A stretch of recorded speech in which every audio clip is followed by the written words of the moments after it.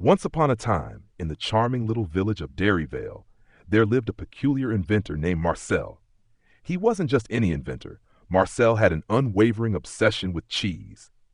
To him, cheese was more than a food. It was the pinnacle of human ingenuity.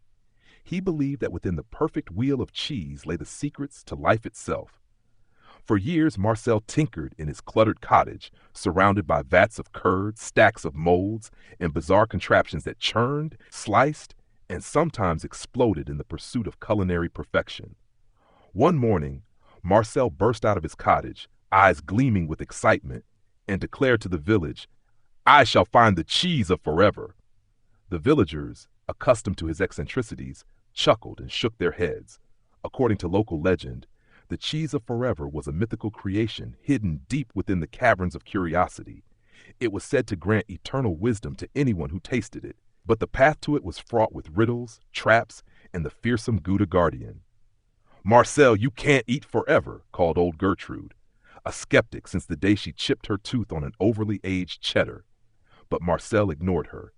Armed with his trusty Gouda Detector 3000, a contraption that beeped loudly and mostly at random, a backpack of provisions, and his unshakable determination, Marcel set off.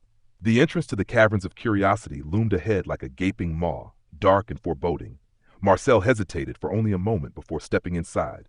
The air was damp, the walls lined with a glowing mold that gave off an eerie green light. He pressed forward until he encountered his first challenge, a riddle carved into a stone slab. It read, "What comes first, yet lingers last, a treasure untasted by the fast." Marcel furrowed his brow, pondering. Then he smiled. "Patience!" he exclaimed. "Patience is the answer!" The ground trembled, and the slab slid aside, revealing a narrow passage. Marcel stepped through, triumphant. Deeper into the caverns, Marcel entered a chamber filled with bubbling cauldrons of strange, viscous liquids. In the center of the room, on a pedestal, lay a wedge of cheese labeled Roquefort of Truth.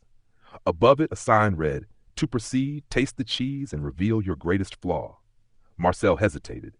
Did he really want to know his greatest flaw? But his desire for the cheese of forever outweighed his fear. He took a small nibble of the Roquefort. The chamber filled with a booming voice that seemed to come from everywhere at once. "Your greatest flaw is pride," it declared. Marcel recoiled. "Pride? Me? Never!" he muttered defensively. The voice chuckled ominously. "You pursue the cheese of forever not to share its wisdom, but to prove you are the greatest cheesemaker in history. Perhaps you should learn humility before continuing."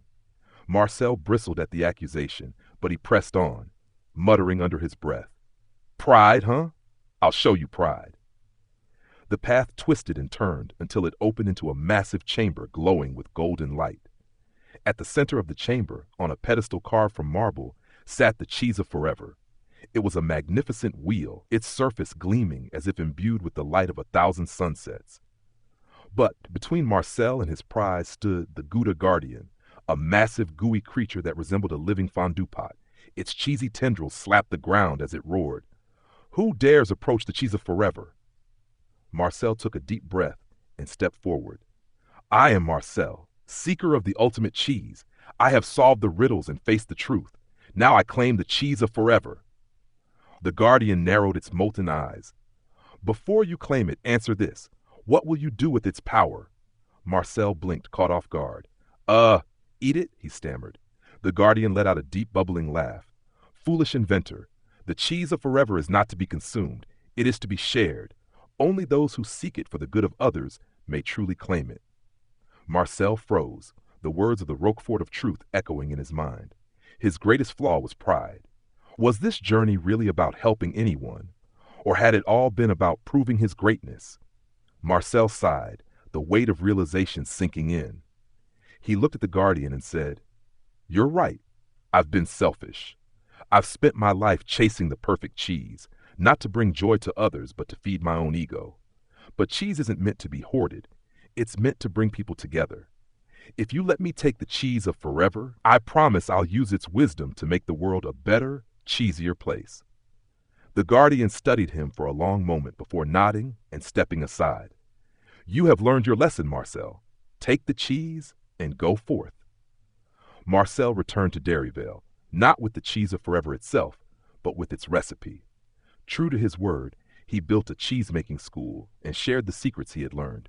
He taught the villagers patience, precision, and the importance of putting love into their craft. Dairyvale soon became famous for its cheese, and people traveled from all over to taste its wonders and learn from Marcel and his students. As for Marcel, he finally understood that his true legacy wasn't the cheese he made, but the joy and community it inspired.